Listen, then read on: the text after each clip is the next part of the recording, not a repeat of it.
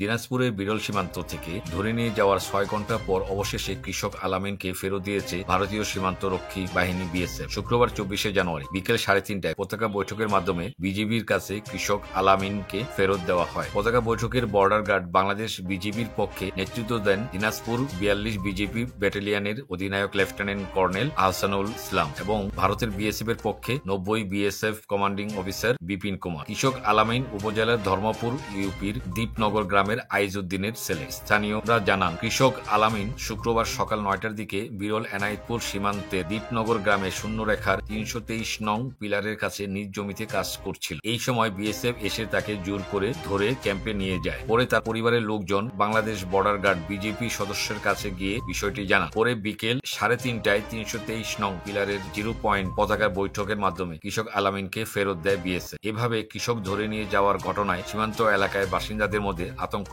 ও থমথমে অবস্থা বিরাজ করছে।